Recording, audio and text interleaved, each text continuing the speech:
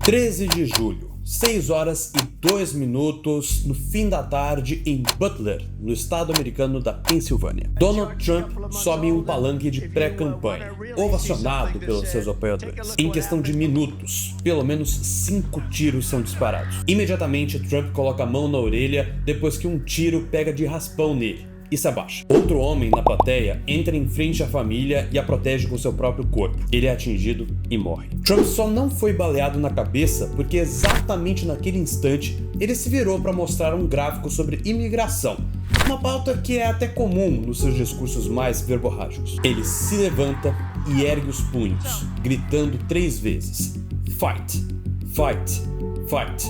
Ou em tradução livre, lutem, lutem, lutem. E o resultado foi esse aqui. A fotografia é tão perfeita no ponto de vista de técnica fotográfica que fica parecendo até um ensaio ou então uma cena de uma produção cinematográfica. O fotógrafo Evan Vucci, da agência Associated Press, estava nesse momento no canto esquerdo do palco e saiu correndo para perto do acontecimento para poder fazer essa imagem. Bandeira americana tremulando ao fundo, punhos cerrados, sangue, os seguranças o agarrando e tudo perfeitamente simétrico. Com certeza é uma imagem que vai entrar para a história. Mas peraí, isso tudo parece muito combinado, não é possível. Será mesmo? E agora? O Trump fica mais forte? E o atirador é republicano ou democrata? A gente vai responder tudo isso nessa análise sem enrolação.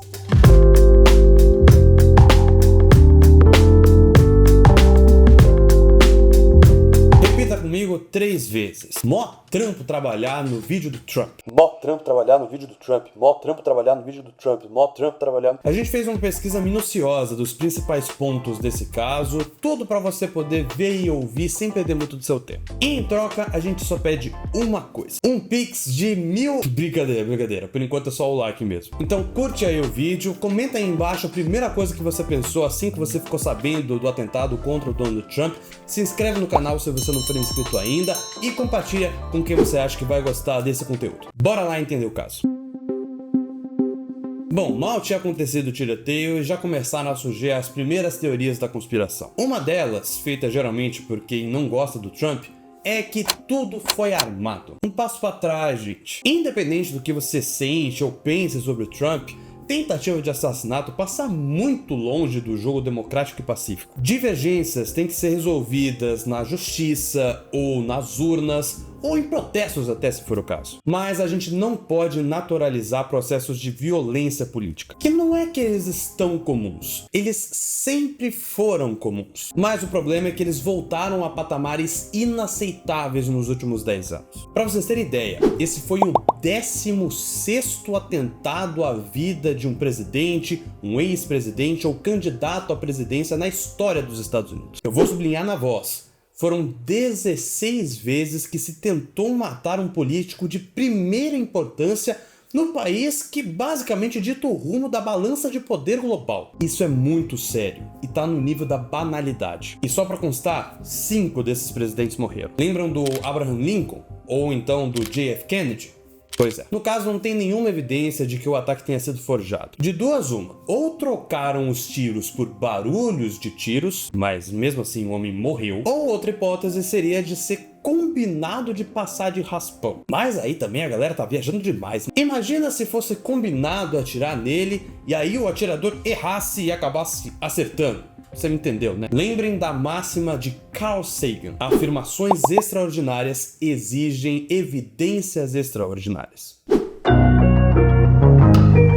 A segunda linha da teoria da conspiração veio pra cá. O atirador é primo do Biden, é filho do Lula, é neto do Bolsonaro, é vizinho do Batman. Pelo amor de Deus. Logo depois de atirar contra o Trump, esse atirador foi morto pelo serviço secreto. O que se sabe até agora é que o nome desse cara era Thomas Matthew Crooks, ele tinha 20 anos e agiu sozinho. Ele pegou uma arma que o pai dele tinha comprado de forma legal e viajou 1 hora de casa até o local do atentado. E olha isso, ele tinha registro de voto como republicano, que é o partido do Trump, o que não faz nenhum sentido. E na adolescência ele já tinha doado alguns dólares para os democratas, que faz menos sentido ainda. Alguns relatos dão conta de que ele sofria bullying na escola e era solitário, mas alguns colocam ele como muito estranho, e outros de que ele era uma pessoa normal e estudiosa. Resumindo, nada tá claro sobre esse cara. Assim como não tá claro, e talvez nunca fique, as intenções por trás desse ataque. Ele queria fama? Talvez entrar pra história? Bom, isso ele conseguiu,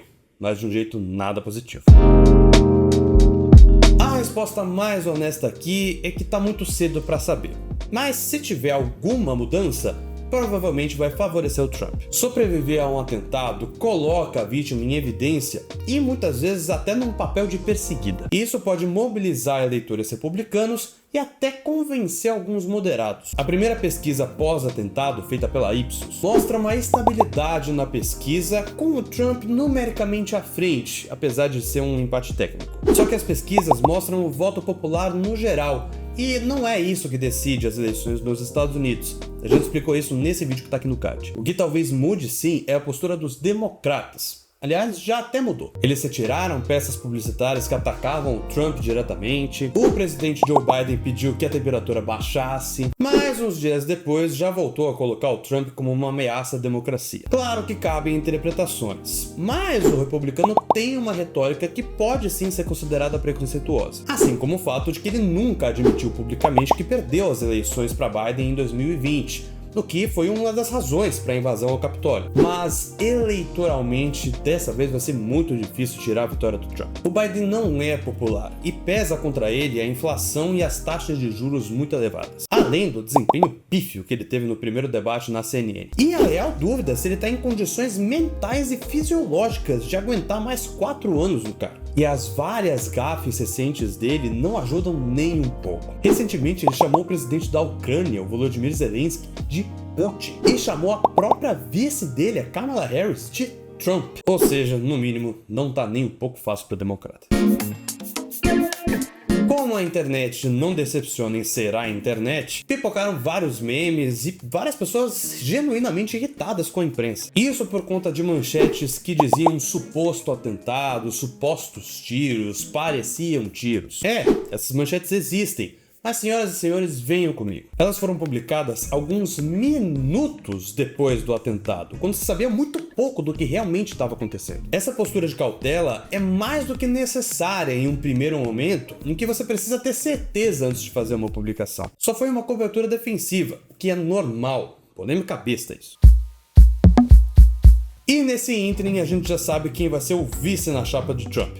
J.D. Vance, senador republicano por Ohio. Vance é jovem e autor de um best-seller, Era Uma Vez um Sonho, que até virou um filme depois indicado ao Oscar. Inclusive, comenta aí se você quer um vídeo desse no canal, porque o Caio já disse que vai assistir o filme e também vai ler o livro. O Vance é diferente do Mike Pence, que foi o vice-presidente no primeiro mandato de Trump, apesar dos dois nomes soarem bastante parecidos. É basicamente uma figura que une tudo aquilo que o eleitor médio do Trump é. Conservador, religioso, do interior dos Estados Unidos. Aquele eleitor dos cinturões que já foi democrata, mas virou republicano. E essa indicação mostra que o Trump tá forte e confiante. Ele não precisa vir pro centro.